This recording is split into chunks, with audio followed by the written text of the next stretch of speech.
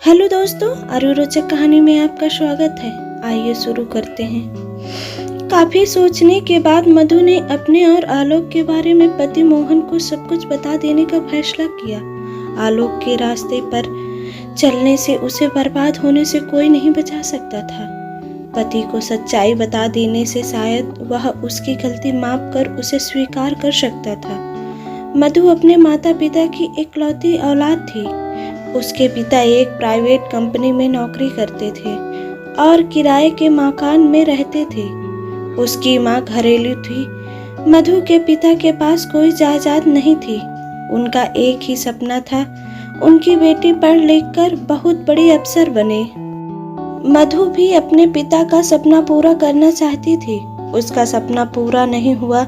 जो कुछ भी हुआ उसकी कल्पना उसने नहीं की थी। स्कूल तक मधु ने खूब अच्छी तरह पढ़ाई की थी, मगर कॉलेज में जाते ही उसका मन पढ़ाई से हट गया था।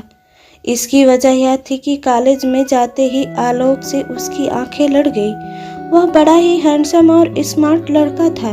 मौका देखकर एक दिन आलोक ने मधु को आई लव यू कह दिया तो मधु भी अपने आप को रोक न सकी। उसने अपने दिल की बात कह दी, मैं भी तुम्हें प्यार करती हूँ।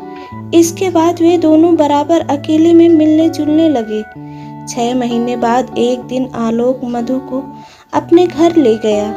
आलोक ने मधु को बताया था कि शहर में वह अकेले ही किराए के मकान में रहता है। उसका परिवार गांव में रहता है। उसके पिता के पास धन दौलत की कोई कमी नहीं है। उसके पिता हर महीने उसे 20,000 रुपए भेजते हैं। मधु आलोक के से प्रभावित थी। वह उस पर पूरा भरोसा भी करती थी।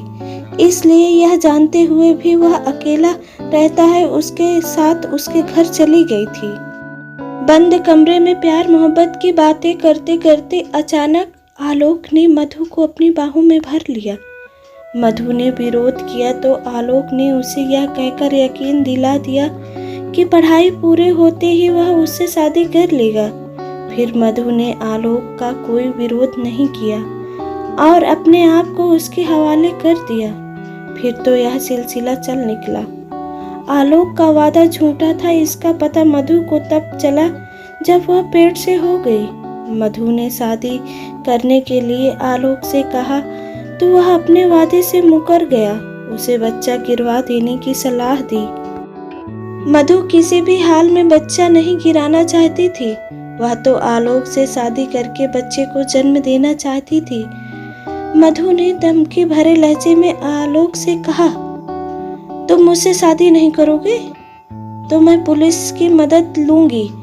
पुलिस को बताऊंगी कि शादी का झांसा देकर तुमने मेरी इज्जत से खिलवाड़ किया है।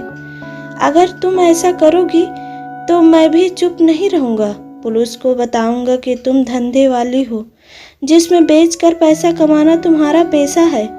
मुझसे तुमने 5 लाख रुपए मांगे थे। मैंने रुपए देने से मना कर दिया तो मुझे ब्लैकमेल करना चाहती हो। मैं सब कुछ साबित भी कर दूंगा। तुम सबूत देखना चाहती हो तो देख लो। कहने के बाद आलोक ने जेब से एक लिफाफा निकाला और मधु को दे दिया। धड़कते दिल से मधु ने लिफाफा खोला तो वह शून्य रह गई। लिफाफे में 4 फोटो थे। पहले फोटो में वह आलोक के साथ हम बिस्तर थी और बाकी 3 फोटो में वह अलग अलग लड़कों के साथ थी। मधु हैरान होकर फोटो देख ही रही थी। उसे यकीन नहीं हो रहा था कि आलोक उसके साथ ऐसा भी कर सकता है।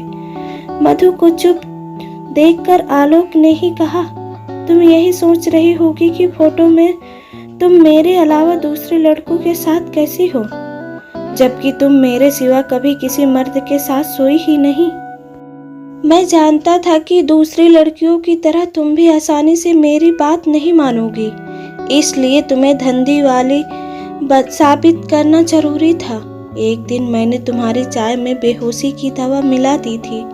तुम बेहोश हो गई तो योजना के तहत बारी बारी से अपने 3 साथियों को सुलाया, उसके साथ फोटो खींचे और वीडियो फिल्म बनाई। अब मेरी बात ध्यान से सुन लो। फोटो और सीडी पाना चाहती हो तो तुम्हें 3 लाख रुपए मुझे देने होंगे, नहीं तो तुम्हारे फोटो इंटरनेट पर डाल दूंगा। फिर तुम किसी को मुंह दिखाने लायक नहीं रह जाओगी। मधु हैरान होकर आलोक की बातें सुन रही थी। आलोक बोले जा रहा था, अगर तुम एक साथ 3 लाख रुपए नहीं दे सकती तो 1 साल तक तुम्हें मेरे साथ धंधे वाला काम करना होगा। जिस मर्द को मैं तुम्हारे पास भेजूंगा उसे तुम्हें खुश करना होगा। 1 साल बाद फोटो और सीडी मैं तुम्हें लौटा दूंगा। मधु समझ गई थी कि वह आलोक के जाल में बुरी तरह फंस चुकी है।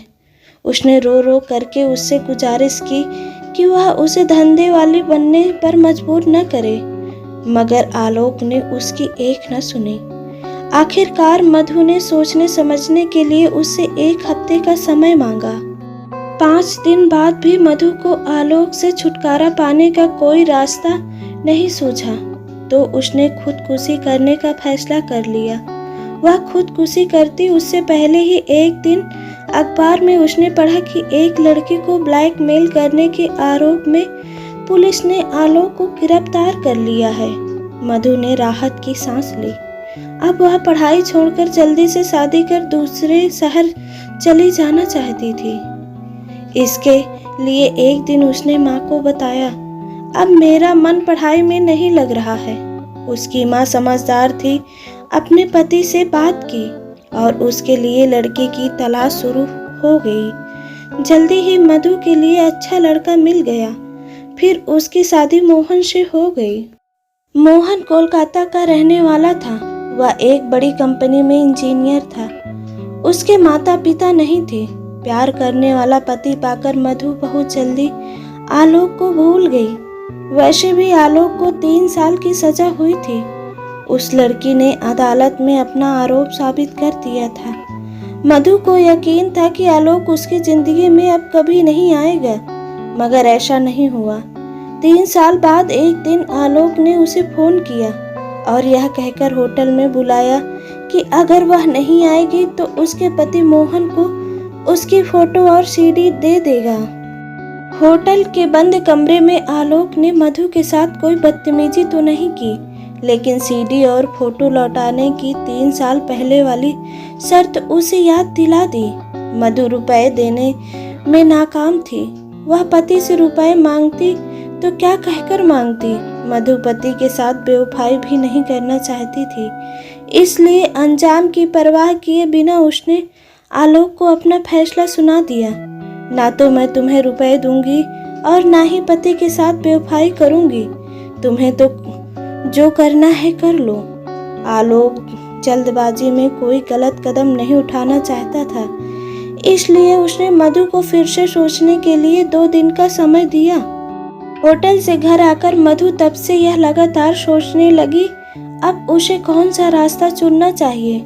सब कुछ पति को बता देना चाहिए या आलोक की बात मानकर धंधे वाली बन जाना चाहिए।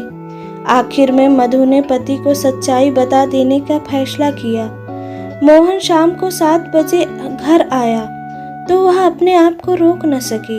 वह मोहन से जाकर लिपट गई और रोने लगी। मोहन ने बड़ी मुश्किल से उसे चुप कराया और पूछा, क्या बात है? तुम जानती हो कि मैं तुम्हें कितना प्यार करता हूँ, इसलिए तुम्हें रोते हुए नहीं देख सकता। मधु ने मोहन को आलोक के बारे में मधु ने मोहन से सब कुछ सच बता दिया। मोहन बहुत समझदार था।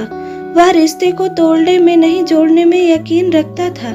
किसी को उसकी गलती की सजा देने में नहीं, बल्कि माफ कर उसे सुधारने में यकीन करता था। मोहन ने मधु को माफ कर दिया और उसे अपनी बाहों में भरकर कहा, जो हुआ उसे दुखद सपना समझकर भूल जाओ। पुलिस में कई बड़े अफसरों से मेरी जान पहचान है। वे लोग आलोक का सही इंतजाम करेंगे।